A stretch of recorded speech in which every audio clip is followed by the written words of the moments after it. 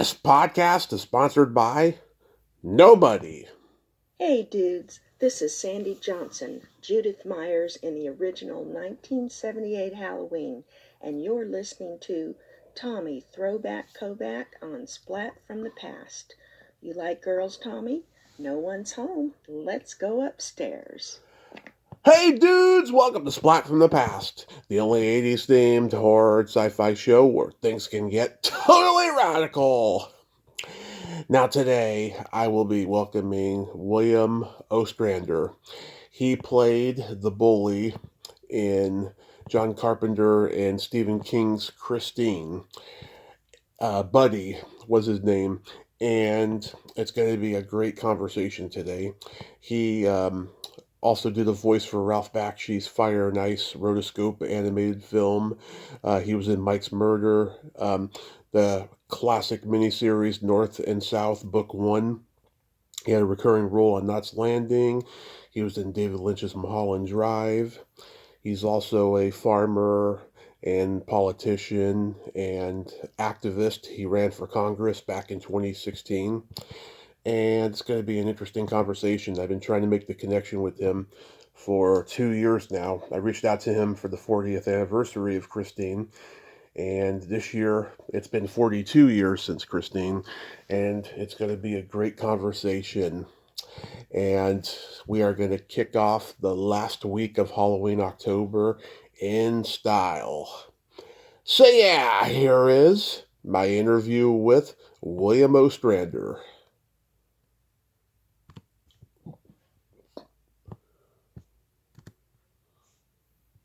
Hey Bill, welcome to the show, sir. How are you today? I'm fine, thanks. How are you? I am fantastic. I can't tell you what a great honor this is. Thank you so much for coming on today. No, my pleasure. So going back in time, did you gravitate toward acting early on in your childhood? No, No. that wasn't. I always wanted to be a farmer. That's what I wanted to be. You wanted to be a farmer from, utero on? Almost. I was very young when I first decided that. Was maybe 4 years old. I remember some of my earliest memories of just wanting to drive tractor and be a farmer in the worst way. Did you watch a lot of westerns growing up? No, I probably saw 6 movies in my life before I decided I was going to be an actor. Interesting. Did you do any school plays when you were growing up? No, I did. We had my mother played the organ for the church, so I sometimes got volunteered for stuff like that. I did one play in church, short play, Christmas time or something like that. But that's the only experience I had before I headed to Los Angeles. Mm-hmm. I heard you say in the previous interview you wanted to be a stuntman at one point. Yeah, well, you have to understand the Midwest a little bit to understand that comment. And basically the Midwest is all about blending in, not standing out, not showing hubris, not having the conceit to think that you could be different or special or, something along those lines. The common idea in the Midwest oftentimes, at least where I grew up, was bragging about how little sleep you got because you were working so long, Yeah. And it's just like such a stupid idea, but that's kind of what the Midwest is. So for me to say, I wanted to go out and be an actor was, first of all, maybe not the easiest thing to admit to, but secondly, you certainly wouldn't say it out loud.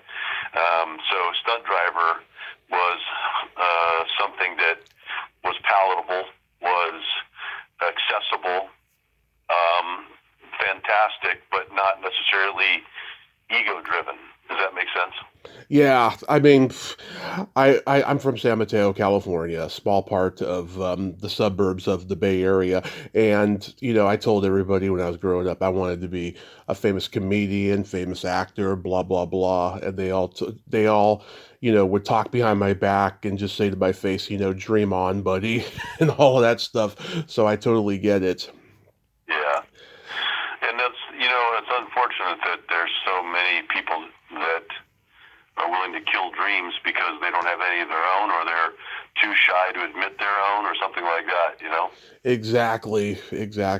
It's really, really sad. And didn't you study martial arts? Yes. Yeah. Did you ever compete? Yes. Yeah. Were you pretty good? Oh, I won the state one year, many years back, and in my ranking and my those competitions back then, they weren't quite like the organized. There was the PKA, but there wasn't kind of like something like mixed martial arts where there were organizations and promotions and all that. So, when I say that with some hesitancy because the promoters back then could have just declared it was the state competition, but who's to tell them they were wrong, or that it wasn't a sanctioning body at that time for the work or the kind of tournaments that I was doing. But yeah, I did tournaments and I won. And the very first tournament I was in, I went up. I wasn't the very first. I don't know. One of the earlier ones I was in. They used to just sort of split you into heavyweight and lightweight, and I was a heavyweight. And so you used to go up to like you were assigned certain mats, and then some official there would separate you into your weight group, lightweight, heavyweight. Mm-hmm. And then you would sit alongside the mat of whoever else was in that particular class. And just being young and obnoxious, I thought I'm going to sit next to the biggest guy in there, Mm-hmm. That turned out to be a former lineman for the Green Bay Packers. I think his name was Bob Looney. He was like 6'5" and 285 pounds. And that was the guy I chose like an idiot. And, I won the bout on a technicality, but he broke a tooth, or he knocked out a tooth of mine. And that was, unfortunately, just at a time when I was doing a mini-series called North and South. Right. So I had to pull some strings with some people who managed to get me a cap on my tooth within a few days so that I wouldn't get fired from the film. Wow. Did you ever encounter like Chuck Norris or Cynthia Rothrock? No, I never worked with them. I used to train, though, with Bill Wallace. Mm-hmm. I don't know if you're familiar with Bill Wallace or not. Slightly, yeah. Bill Wallace was the guy that found John Belushi in the hotel on Sunset Boulevard when he passed, and he was an adversary, a friendly adversary of Chuck Norris. He was the PKA Muhammad Ali. He was undefeated from like 1970 to 1976, and he was a great fighter, and I used to spar with him. Wow, he must have been seriously affected by fighting Belushi. Couldn't say. I never talked to him about that afterwards, but yeah, it was. He was sort of the person that was put in charge to try to make sure that he wasn't going off the rails and staying out of trouble, and he unfortunately was sent in to find him at the Chateau Marmont, I think it was, where he passed on Sunset Boulevard. Yeah, because he had been at the Comedy Store with De Niro and Robin Williams earlier that night. What year did you move to L.A.? I moved there in October of 78. October of 78. Yeah, I managed to get a film the first week I was there. Oh, what film was it? It was a horrible movie called Sunnyside, and it starred Joey Travolta. Oh. And I was the first one they chose for Joey's group called the Nightcrawlers. We were supposed to be this sort of Bronx gang, and a New York gang, and with the terrifying name of Nightcrawlers. And so yeah, I was in Joey's group, and let's see, the other guys were in there were Michael Tucci, if you remember him from Grease. Yep. I see Chris Mulkey was in it, Talia Balsam, Stacey Pickering. Yeah. John Grease. God, yeah, that's a great cast for a bad movie. Yeah, I think John was in our group. John, of course, went on to Napoleon Dynamite. He did a lot of stuff, but that was one of them that was one of his more famous roles. For the first 3 weeks, everybody thought I was Joey Travolta. Yeah. Yeah, because you did have that Travolta look back then. Yes, well, I had my look, but it was similar to John's. How about that? Yeah.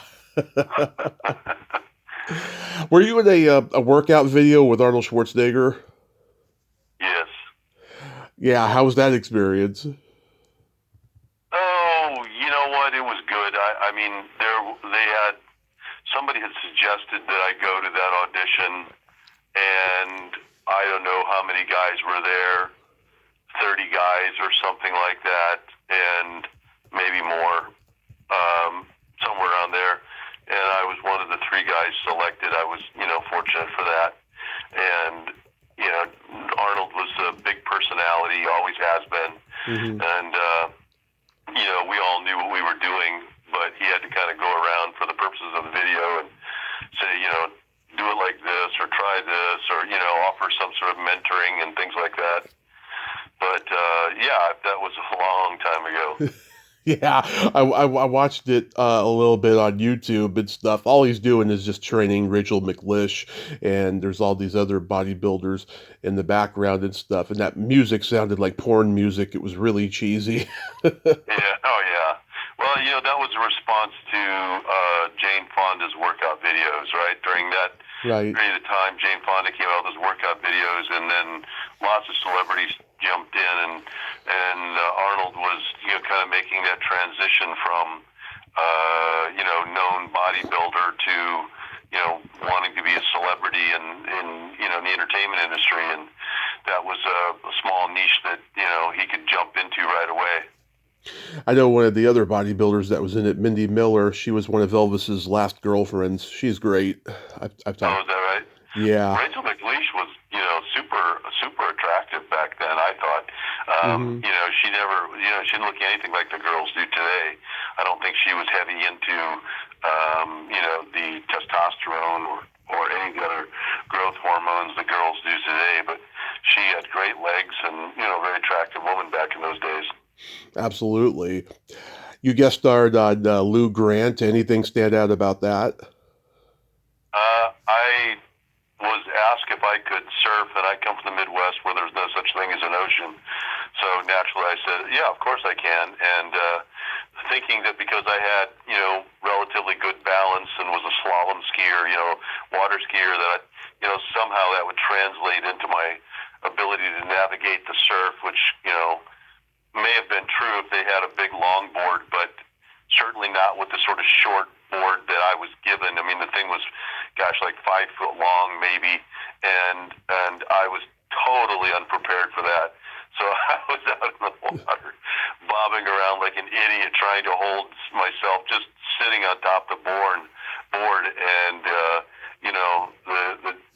assistant director was like in the bullhorn going, "Bill, can you keep it still, please?" And I was like, "I'm trying."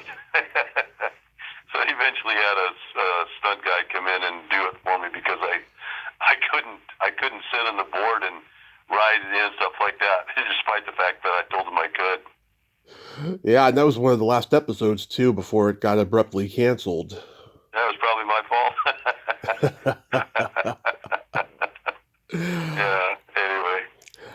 I'm a huge fan of Ralph Bakshi, and I think Fire and Ice is one of the most underrated rotoscope animated movies. Were you just a voice, or did you do the live action stuff? No, you didn't do your homework. I was 5 people in that. I played Prince Larn in Mm-hmm. voice, and I was Prince Taro in body and voice, and then I did a number of other small background characters and things like that. It was originally played by Randy Norton, and for whatever reason, Bakshi didn't like his voice, or it wasn't the voice that he imagined, or something. I don't know. He never told me the reasons why. Mm-hmm. He just asked me if I'd come in and do Larn as well as Prince Taro, which I did. And I'm grateful that I had that opportunity. And there's, for those people who are really interested in the minutia of films like that, there is one line in it that's actually my line that was spoken by Robert Romanes. I think that's his name. Mm-hmm. I remember correctly. I worked with him as a waiter when we were both really early starting. And there was one line there about my father or something. And I don't know, Ralph never liked the way I said it, so he brought in some other actor just to say one line.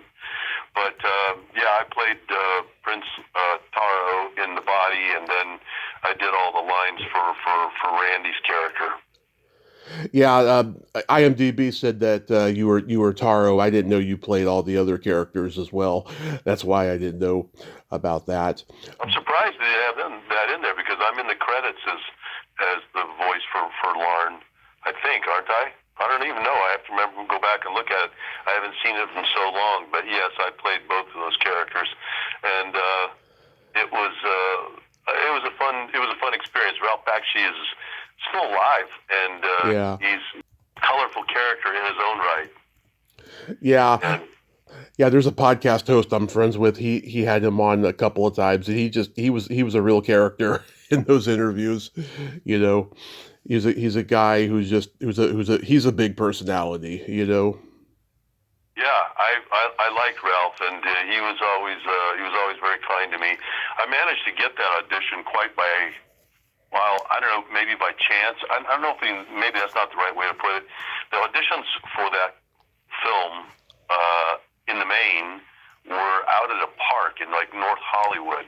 Now they may have had a typical casting audition, but I was non-union before that, and I never got enough to go in and read for any of the particular roles. But they had these auditions out in the park where they were basically trying to find out how agile and gymnastic you could be. Mm-hmm. And I remember there were two brothers, or these twins. I think they were twin bodybuilders. They were Conan brothers, not Conan brothers. They were, I can't remember the name of these guys. And we had to do things like, get up on a branch of a tree and then jump down and, sort of make some kind of noise or whatever, run towards a spring tramp, like a cheerleader tramp, and then jump up and then land and roll or something like that, Mm-hmm. Well, I loved that stuff, that was stuff that I really doing, and those guys were so heavy, and stiff. They couldn't do very well. So I managed to, go and get into that audition and do this whole thing and crawl like a cat, because I was 20 years old or something like that. Mm-hmm. Something, and nimble and all the things that go along with being 20. So I managed to get that role, but I had to send flowers to one of his producers and and eventually then they Taft-Hartley'd me, and I got my union card on Fire and Ice. It was a good experience. There was one point where, I don't know if people know how we filmed these things. You know that the rotoscope, but back then that was really revolutionary. Back in the old days, when Disney did a film like Bambi, they would take photographs of deer so that they could use them to make their lifelike drawings as much as possible. But they really weren't. They were still images being flashed in front of you at 24 frames per second. But Ralph came up with the idea of doing everything on black and white film on a sound stage for the most part, and then rotoscoping with computers in the bodies, so that it took away all the drudgery and the herky-jerky movements of drawing every single cell of the film, the way the old cartoons were, because nobody could afford to do that anymore. So we would film that in black and white on a sound stage, and at one point we filmed outside, and then the computers colored us in, so that's why the movement looks so real, and the backgrounds were then all drawn by artists. And so that was quite revolutionary at the time. So when we were in the sound stage, they had erected 3 tiers of scaffolding with some ropes hanging from the ceiling. And one of the things that Ralph had liked about me was that I could climb a rope without using my legs. And so these ropes were intended to look like vines in the film, and the scaffolding was supposed to look like this giant tree that we were climbing. And there was an airbag down below in the ground. And in the scene, Larn was supposed to crawl up and then find himself, out ranch with nowhere to go. And this other actor he was sort of called Big Yank.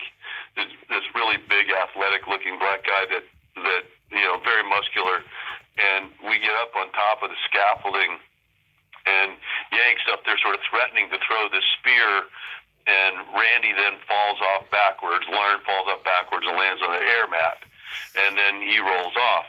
And Big Yank was standing there not knowing what to do because he had a spear. It was literally like a metal-tipped spear. And, you know, not sharp necessarily, but certainly a pointed metal object like that would cut anybody. So he's standing up there sort of like faking throwing this thing, and Ralph is down below on the floor going, come on, throw the spear. This is a pretty good imitation of Ralph Bakshi, by the way. He goes, throw the spear, throw the fucking spear. And so Big Yank does as he was told, but he didn't throw it like, you know, a long way away towards the end of the sound stage. He threw it straight down and punctured a $4,000 airbag. And to Bakshi's credit, he rolled on the floor laughing. He thought it was funny. Shit. Do you remember working with Tamara Park? Wasn't she the female lead in that? Yes. Wasn't Cynthia? Well, there was her, there was Cynthia Leak, she was Tigra, and then Tamara Park was Tudor. So there was this. Tudor was the Ice Prince's mother or something? I'm trying to remember who that was. I think she was her friend, if I'm not mistaken, but could have been. I remember Cynthia because I worked with her, but I don't really remember the woman that you're speaking of. And then there was a woman who was sort of played the Ice King's mother, and that was Susan something. Susan, yeah, because Tamara, she was the girl on the cover of REO Speedwagon's High Infidelity album. I don't remember her, to be honest. I mean, if I saw her, maybe I would, but I don't remember her. It's been a long time ago, but yeah. I remember Cynthia because I worked with her. Yeah, Susan. She was like a former Miss Tennessee or something like that. Yeah, Susan Tyrell. She was the voice of Juliana. Susan Tyrell, yes, and she was great. Very talented woman. Yeah. Yeah. Do you remember seeing the movie put together for the first time and how great it turned out? Yeah, sort of. I mean, I had different responses to it. I mean, when we were doing it, the guy who plays the Ice King, Sean, what was his last name? Sean something. Sean Hannon. Yeah, when Sean was doing his bit when we were filming it, I thought, oh my God, is this guy over the top? This is ridiculous. This guy's chewing up the scenery. What kind of ham-handed, actor is this, right? I mean, I was really very disrespectful. I didn't say anything, of course, but it was just in my interior thoughts were, this is terrible. And then when we saw the film, I went, oh, fuck, he understood what he had to do.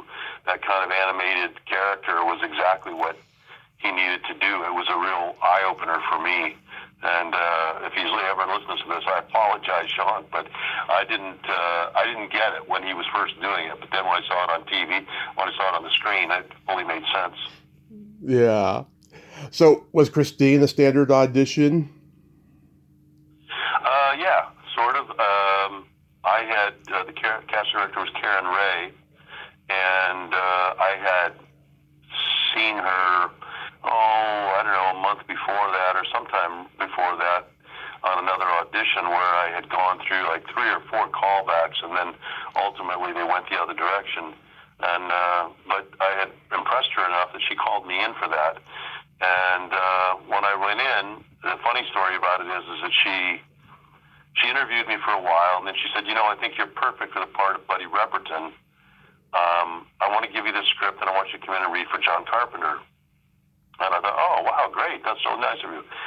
So she sends me the script. And if you've ever read a screenplay before, you know that the screenplays usually, when they introduce the character, there's usually like a small 2 or 3 lines, maybe, 2 or 3 lines in which the author tends to describe the character who's about to enter the story. And I'm paraphrasing, but the person that she said I was perfect for was described as Buddy Repton was tall and broad-shouldered with a yank of dirty blonde hair tied back in a ponytail, and a mean and stupid-looking face. And that's the thing that I was perfect for, which I found quite amusing. Anyway, yeah, so then I went in for that, and I was the first one cast. Maybe Keith Gordon was before me, but certainly John Stockwell and Alexandra had not been cast yet. And I know that there were some luminaries that auditioned for Buddy Repperton, such as Nicolas Cage, and Wow. William Forsythe also auditioned for us. Malcolm tells a story sometimes about William Forsythe, Mm-hmm. who, in the scene where I kind of do something to Keith Gordon's character, Arnie, I think I sort of like threatened him or something like that. Well, in the audition, Forsythe apparently picked up Andrew McCarthy, who was auditioning for Keith Gordon's role of Arnie, which is why I think I was still the first one cast. And he apparently picked up Andrew McCarthy and slammed him on John Carpenter's desk. And he was immediately, chased away. You get out of here, Yeah. So yeah, it was a more of a typical audition process for that, and I'm forever grateful for Karen's putting me in that movie or helping me to get in front of John and getting cast in that. Yeah, I mean, you play a bully so well. Did you get bullied yourself growing up? No, not really. I mean, every kid has that moment where the guy who's a couple of grades older than you wants to take advantage of their age or size for themselves. But no, I probably did more bullying than was bullied when I was younger. And then when I was in high school, I was kind of about a year. I was like one of the last kids in my class, or the youngest kids in my class. The cutoff for enrollment, at least in Indiana in those days, was September 30th. And I was born September 20th. Mm-hmm. So I was kind of in a class where almost everyone was older than me. I can only think of like 3 or 4 people that were younger than me, or exactly my age at that time. So I kind of just had to kind of catch up. But he was modeled after a guy that I knew in high school. Yeah, because a lot of guys who are good at playing bullies, they were either bullied themselves or they did bully, so they know what it's like, and they model it off people they were bullied by and stuff. Yeah, I've had Malcolm on, and he told me something really interesting. He said that when he was doing teen movies in the 80s and he was playing the token fat kid, he said he never wanted to be the token fat kid who stuffed his face with food. He wanted to be the token fat kid who was smart and had a little bit of an arrogance about himself, and he was the smartest guy in the room without being the smartest guy in the room. I thought that was a really great way to look at his roles. Mm-hmm. You know? Well, whatever gets you there, you know what I mean? Mm-hmm. Yeah, and Malcolm's a very talented guy. I mean, he's still doing it to this day and stuff. How was working with Kelly Preston? I never had any scenes with her, but I did think about going out with her. Mm-hmm. I kind of messed around with that, and at the same time, a friend of mine had suggested, an ex-girlfriend of mine actually suggested that I go out with Alexandra. Yeah. So I did, and Alexandra and I started dating, when we were doing Christine. Yeah, she's a pretty one too, and she's also talented.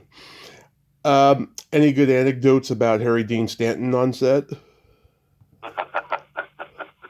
Well, Harry Dean Stanton, rest in peace, fantastic actor, kind of one of those actors who's interesting in part because he's listening to some other voices in his head when, just as a human being on this earth, he just, Yeah. he was just out there, you know what I mean? I didn't know him particularly well, and so I'm not suggesting I don't want to tell you any personal anecdotes of him, but Mm-hmm. I know that when we were, Alexandra and I were standing in line at the Christine Rap Party, waiting to go through the buffet line. We were kind of called up or whatever, and I don't think that Harry wanted to stand in line or go back to the back of the line.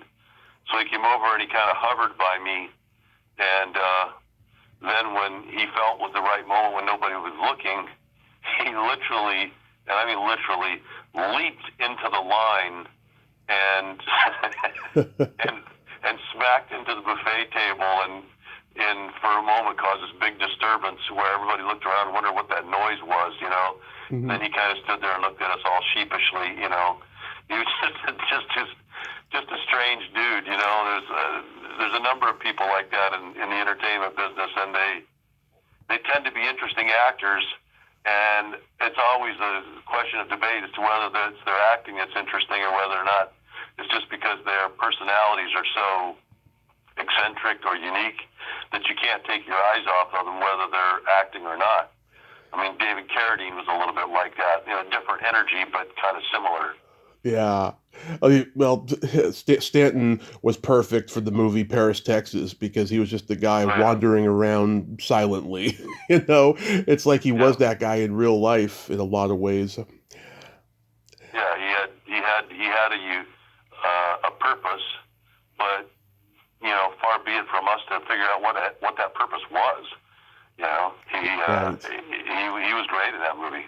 It was very great.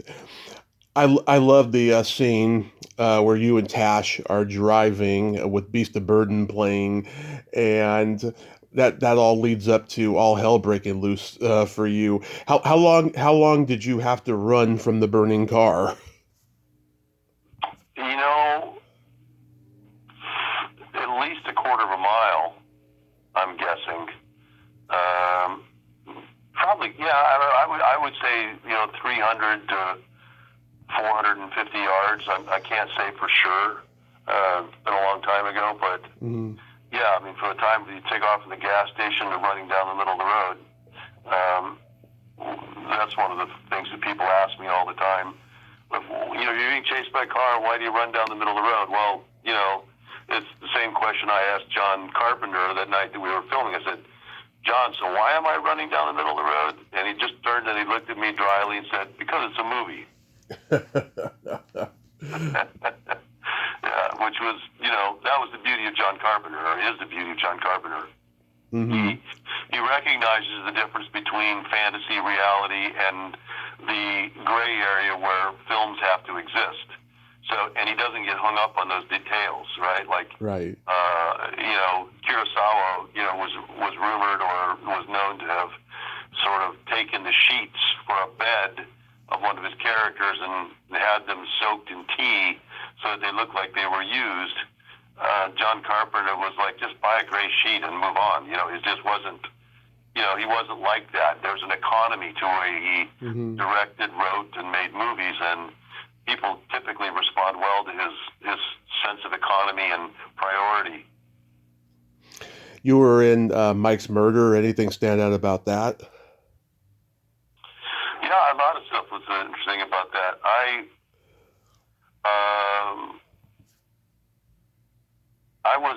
had a line in the movie that said something about I was hanging out with the character of Mike, and I didn't really like the way he was treating these girls or something. Can't remember my exact line at the moment, but I didn't really understand the reference to that. And then Jim Bridges, the director, had told me that he had hung around with Jim Morrison from The Doors on Venice Beach back in the 60s. And Jim Morrison would, usually meet these girls and then give them some drugs, and then he would do things to them which, were Mm-hmm. kind of unethical. Well, very, very unethical if the girls were drugged, of course. And that was his reference point for that.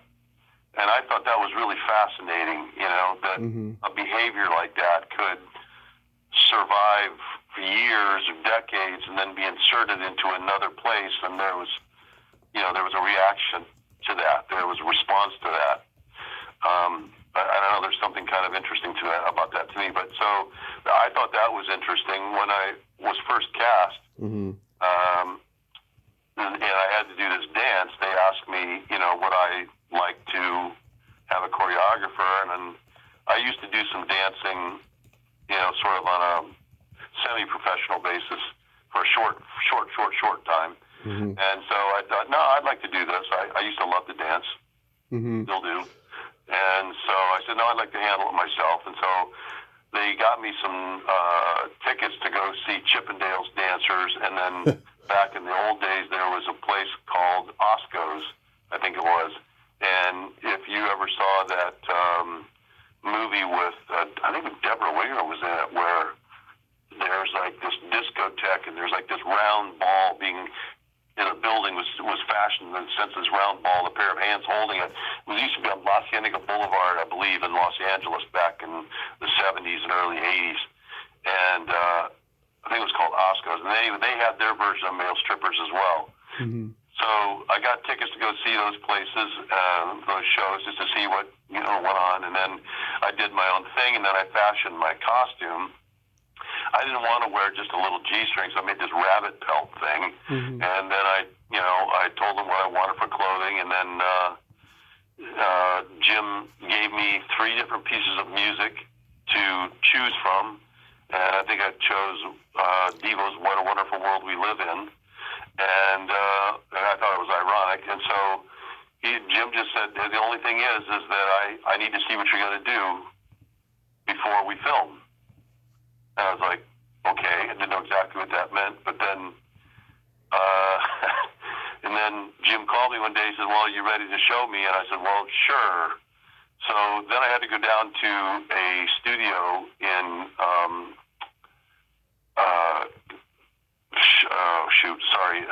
Mm-hmm. what was that called?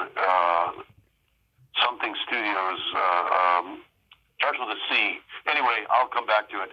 Mm-hmm. And there we had to go into a little dressing room, and Jim sat on a chair, an easy chair, in this tiny little dressing room, and then put on this music, and then I had to do a strip for the director. That was weird and uncomfortable. Yeah, I can imagine. Culver City Studios, that's what it was. Sorry, Culver City Studios. So that was kind of weird. In other words, I think the only other thing about that movie that bugged me is I got really good reviews in that movie, and the executives at Warner Brothers had changed, and it was customary, probably still is, but back then at least, when a new management came in, they tended to kill the films from the previous management, so that when the new pictures came out, they looked like they did better. It was like showing to shareholders that the good decision was made. So Mm-hmm. when Mike's Murder was coming out, they had some trouble figuring out how to market it. But when they did, they only marketed it in New York and L.A. With full-page ads in the New York Times, which was unheard of because Deborah Winger was nominated for an Academy Award that year. Right. So when you had somebody with that level of prestige at the time, you would have normally blanketed into 1,000 theaters across the states, but they chose not to, and that was disappointing to me because it would have been. I think I probably would have gotten a lot more jobs from that movie as a result, but it didn't happen. Ah, that's unfortunate. How was working with David Lynch on Mulholland Drive? David is a unique talent. Unfortunately, he's not with us anymore, right? Isn't he? No. He passed, a year ago or so? Yeah, he passed about a year ago. David is remarkable from the point of view that any time that you're making a film, you're engaged with maybe 200 other people, more or less. And if your vision comes through after going through the filters and prisms of 200 other people, and you still get what you like on the other side, which is uniquely yours, that is formidable and rare. Very few directors are able to do that. Woody Allen was one, David Lynch was another. One could argue that Rob Reiner was like that as well. Certainly Coppola was like that.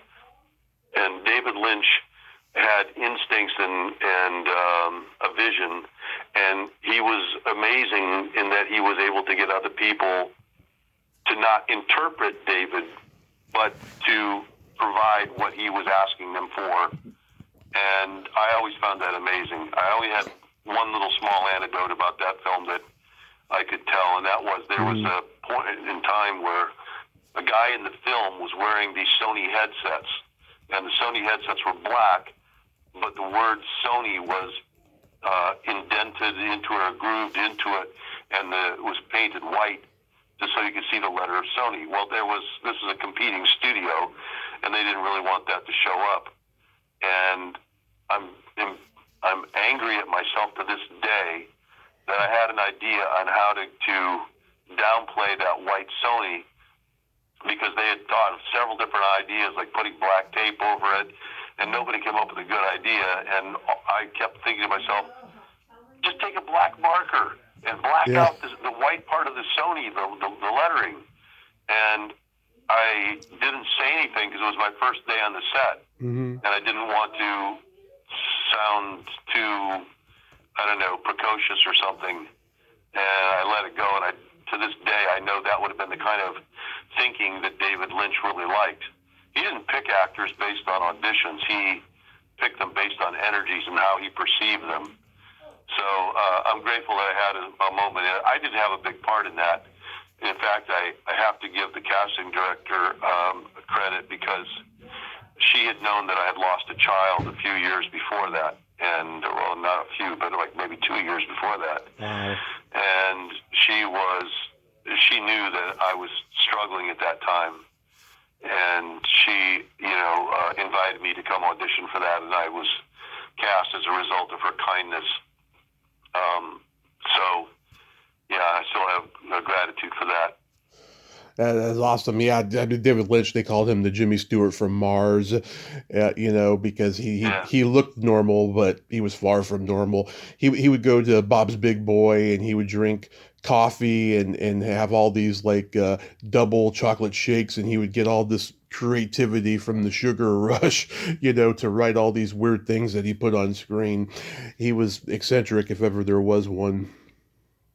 Well, there was a story told about him, which I believe to be true, but I can't verify this. He apparently went to a therapist at one point and said, okay, well, so what's going to happen? And, the lady, or I think it was a woman, who tried to explain to him, how the therapy process works. And he said, so you're saying if I go through this process, that I should be able to exorcise some of these demons? And she said, well, yeah, basically yes. And he said, okay, thank you. That's not what I want. And he never went back to therapy after that. Wow, that's those demons were what sort of, animated him. That's interesting. God. Now, I mean, you've taken a break from acting. You moved to a farm. You ran for Congress, and now you've come back to acting. Do you have anything upcoming? Well, I do voiceover stuff now, and I might go back and do some acting again. I was offered a few things over the last couple of years, but the situation wasn't quite right for me, so I didn't do it. I hope. I think it was who was the guy that directed Sidney Pollack. Mm-hmm. Sidney Pollack said it takes 30 years to become a good actor, and I think I've finally passed that mark. So I think I could do pretty well today. But the business is not the same, and so one has to reconcile the change in how the business runs with what you want to do. So by that I mean, in the old days, there was a script breakdown, went on the casting, the sound sheets is what they called them, I guess. And your agent would review those, send in your picture, and if you had, a resume and experiences that they might know you, the casting director would consider you and then bring you in, and then you would be sitting in a room with 10 other guys waiting to audition for something, and if you got good, you got a call back, and then you got a call back again, perhaps, and then ultimately you were cast after meeting people and finding their energies and all that, and you drove to auditions. Hopefully you got multiple auditions during the day, and today it's not like that. It's if you're right for something, you could be cast living in Maine or living in, Alabama or wherever. You just send in a telephone recorded audition, and, they look at those, and then see if they have an interest in you, they call you. If they don't, they don't. And, I just don't have that kind of a desire where I want to wait for the phone to ring to have a life. That was what kind of, in a part, drove me away a long time ago, is I don't want my life to be defined by who likes me or, when they like me and when I have an opportunity. And in the meantime, live in a metropolis like Los Angeles. It just wasn't interesting to me. I didn't want to take that risk. So today it's different in that you can be anywhere and record over your phone. And the pay that they're giving nowadays too has not kept up with inflation. Right. And so, you have to ask yourself, do I want to spend a lot of hours going through the audition process where you don't have the opportunity to sit across from the director and have the director give you some feedback to change your approach slightly, right? So like a voiceover, I might be up against 100 other or 400 other people, and you don't have the opportunity to show your abilities to adapt to direction change. So if I came in and did a character where maybe I just, was just a little too harsh, if you don't have the ability to work with the director or to show that you have that kind of latitude, they might just write you off, because out of the 100 or 400 auditions they've got, the next guy may have landed on it by accident or not. They may have landed. So they don't take any time with you.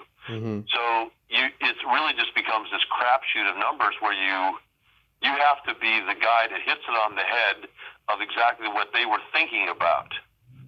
And, somebody like Dustin Hoffman would never be cast for The Graduate nowadays. Oh, yeah. So, that's the difference. And you have to ask yourself, well, am I so enamored of this process that I can literally give away weeks of my life waiting for a project to come along where somebody believes that I hit the nail on the head? Yeah, I don't know. I don't know about that. I've ridden motorcycles across Sri Lanka. I've ridden horses across Mongolia. I've climbed Kilimanjaro. I've done stuff. You know what I mean? And I'm not sure that sitting around waiting for the phone to ring is really how I want my life to live. Have you how done? I want to live my life, I should say. Have you done the horror conventions? Yes. Yeah. What's the craziest thing you've ever been asked to sign? Oh, I've had several people ask me to sign their arms or parts of their bodies, and then they went in and had my name tattooed on their body. Yeah, I hear that one. Unusual. I hear that one a lot. Yeah, from the horror people especially. Yeah, the horror fans could be pretty crazy. Have you done any Christine reunions lately?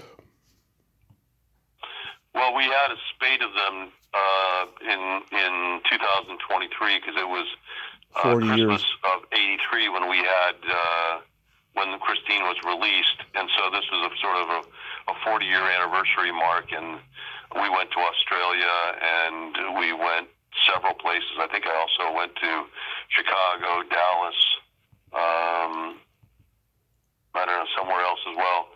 So I did a few of them that year, and we did Baltimore last year. We didn't do any this year. I don't know. Maybe next year we'll see. Yeah, it's always a good time when you see everybody. It's like time never passed. Oh no, you're reminded of how much time has passed. I mean, I mean both. You're right. I mean, sure, there's some mix of that. Like you pick up where you left off from the last time you saw that person.